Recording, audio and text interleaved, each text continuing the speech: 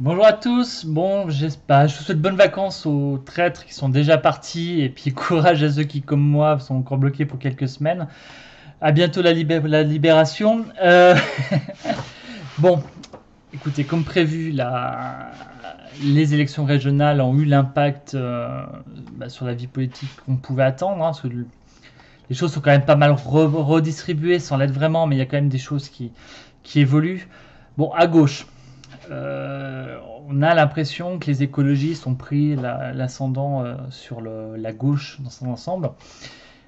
Bon, on les a vus, hein, à Paris, à Lyon, c'était la fête. Comme s'ils avaient gagné les régions d'ailleurs, mais bon, ils estimaient avoir la primauté à gauche sur l'ensemble du spectre. C'est pas tout à fait vrai. Parce que si vous regardez bien, il y a des régions, Languedoc, Aquitaine, Bretagne, où les socialistes les ont complètement écartés et ils ne sont plus dans la majorité. Ils n'ont pas eu besoin d'eux, voilà, pour se faire élire. Et c'est plutôt, c'est pas le cas dans l'autre sens. Vous voyez, il n'y a pas de région où les écolos ont pu se passer des socialistes parce ils s'étaient passés la France insoumise en PACA. Mais voilà. Donc c'est plus compliqué que ça. Et puis il y a le problème Mélenchon qui est en train de lui, pour moi, c'est définitivement tirer une balle dans le pied avec sa dérive depuis le début de l'année là sur l'indigénisme et autres islamo-gauchisme. Donc on voit aussi l'apparition de Fabien Roussel, le candidat PCF, qui va prendre des voix à Mélenchon, des gens qui sont juste de gauche sincère, bolchevique, hein, pour certains, hein. Bon, nous on n'est pas censé aimer le communisme, on est républicain, mais bon, c'est une gauche qu'on connaît, d'une certaine sincérité, voilà, et qui va pas justement dans cette déviance woke de suprématie, enfin de lutte contre privilèges blancs, enfin tous ces délires qu'on entend actuellement qui sont complètement inaudibles pour 90% de la population d'ailleurs, et qui animent le petit milieu politique et universitaire, c'est ça le problème d'ailleurs. Voilà, donc la gauche, on va voir, mais pour moi ils sont atomisés à un tel point que les présidentielles sont quasiment injouables pour eux à l'instant T, hein, parce qu'il peut s'en passer des choses. Macron, bah écoutez, Macron est tellement hors sol qu'il est même hors de son parti. C'est-à-dire que son parti se prend une dérouillée monumentale à une élection assez importante quand même, que sont les régionales d'un point de vue politique, et lui n'est pas impacté par. Donc il se dit toujours que au royaume des aveugles, les bancs sont rois, donc pourquoi pas 2022 ça va faire. Allez, on continue, on déroule. Il va certainement lancer quelque chose vers la fin d'année qui permettra d'évacuer En Marche aux oubliettes et créer un nouveau mouvement, pas partant de rien. Et puis on sera dans le renouveau de la Macronie. Non, c'est quand même assez magnifique. Moi, je suis assez concerné parce que En Marche n'est pas le président. Voilà, c'est clair. Il n'y a aucun rapport entre les deux. Bon, bah écoutez, ils votent les lois, mais ils servent qu'à ça et se prendre des dérouillés aux élections. Voilà, donc dans ce fameux duel Macron, alors Macron est toujours au deuxième tour des présidentielles dans les sondages, je pense pas que ça change pour avant quelques temps. Et sa partenaire Marine Le Pen, alors eux pareil, on entend les médias parler d'une catastrophe, il faut quand même relativiser la chose, ils sont à 20% global, ils gagnent pas de région.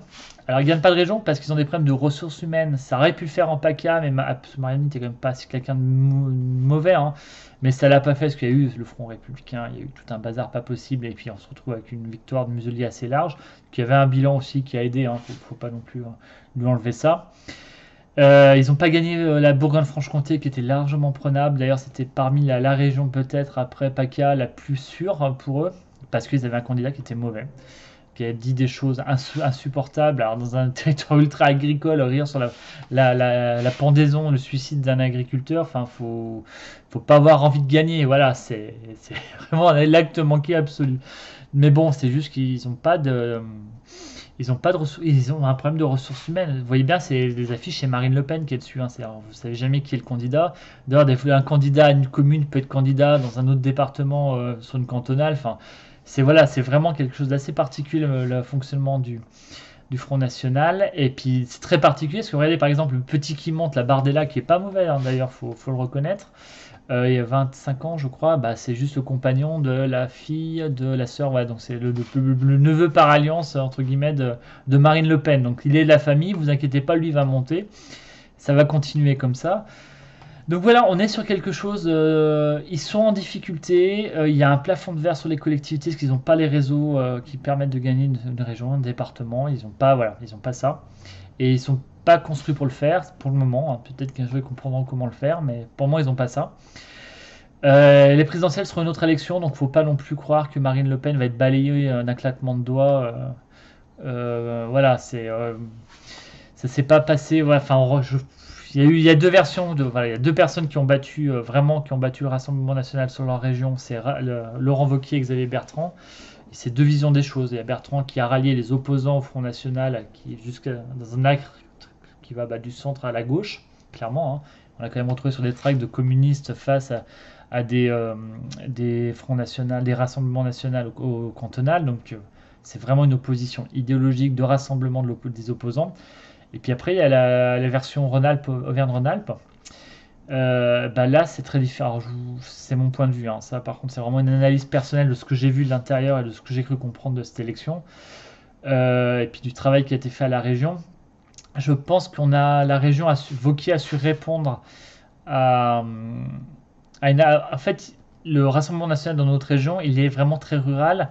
Et derrière ça, c'est un peu ce qu'il y avait aussi derrière les Gilets jaunes, c'est la peur du déclassement des territoires ruraux et périurbains.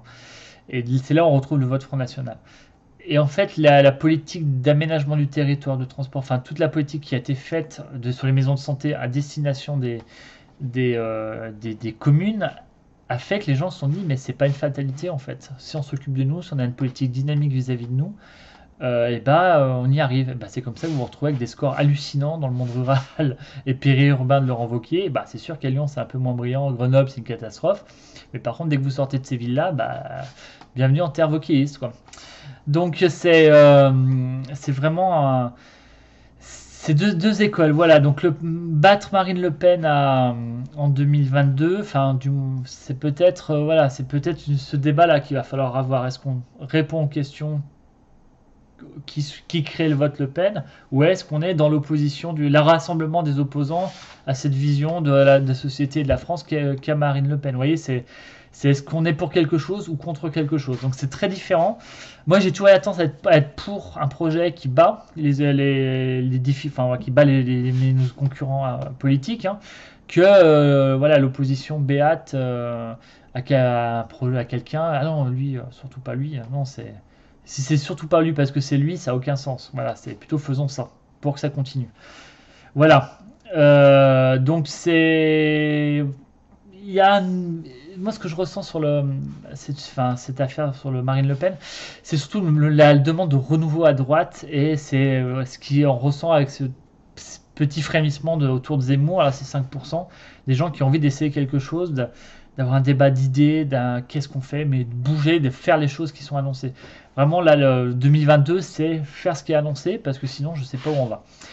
Donc la droite, bah écoutez, la droite, ça va pas si mal, hein, ça va pas si mal. Écoutez, oui, on n'a pas de candidat, vous me direz, mais bon, regardez, on arrive à garder, regagner largement nos régions, on a gagné des communes.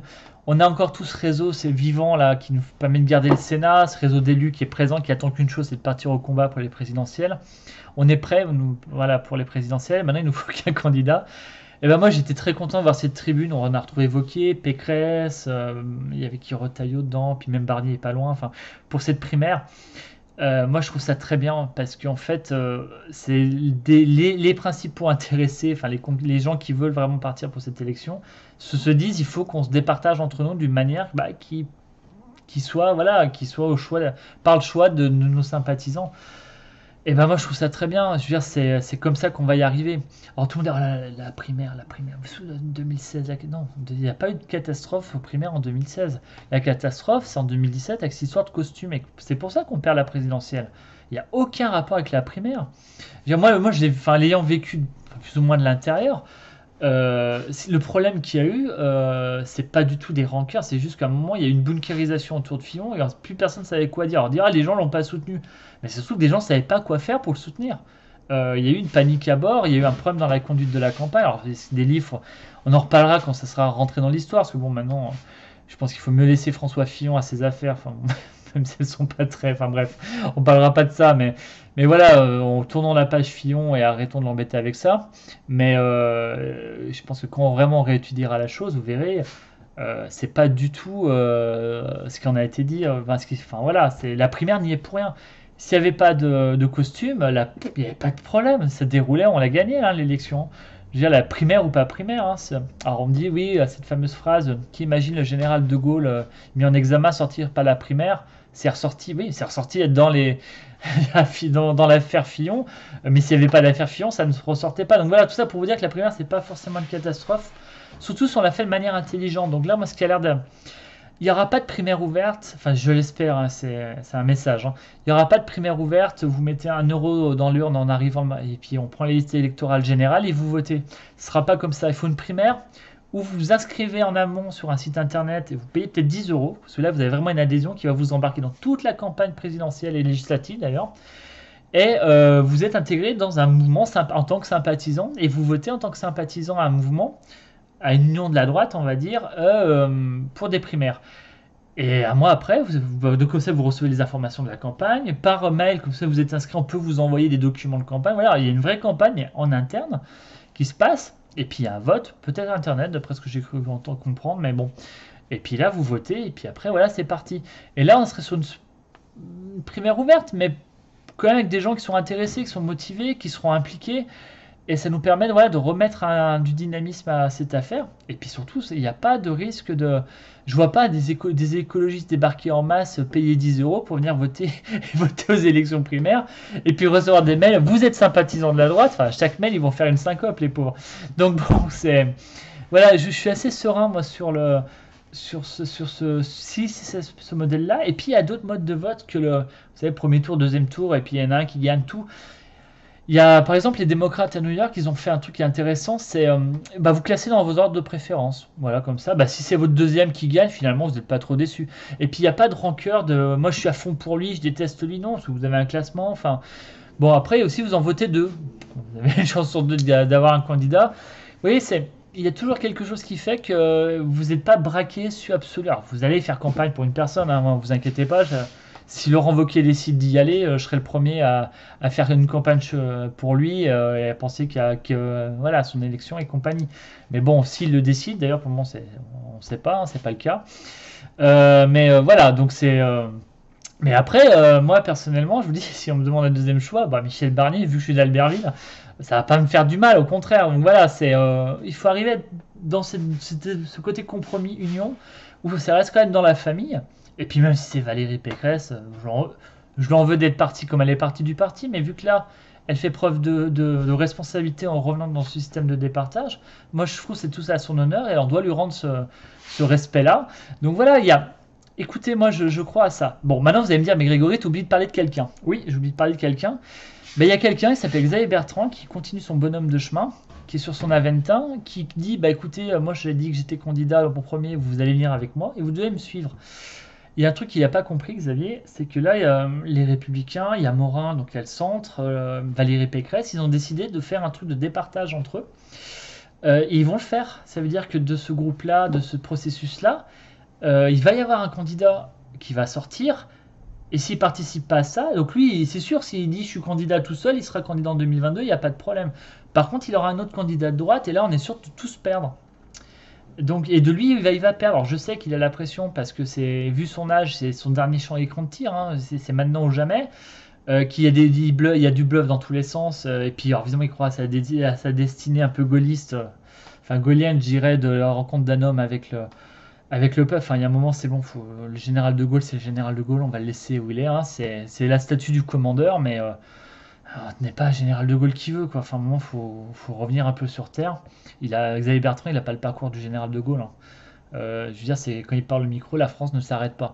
Donc, moi, je lui dis à Xavier Bertrand, reviens, rentre dans ce système de départage parce que c'est ta seule et unique chance d'être président de la République, de gagner la primaire, d'avoir tout le monde derrière toi.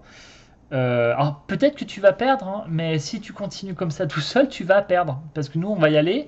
Et ça se trouve, Zemmour va y aller. Ça va encore grignoter des voix de chez les déçus de tout ça.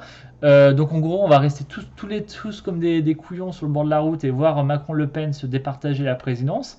Alors que là, on a une chance historique de faire quelque chose. Donc, je pense que le message est clair.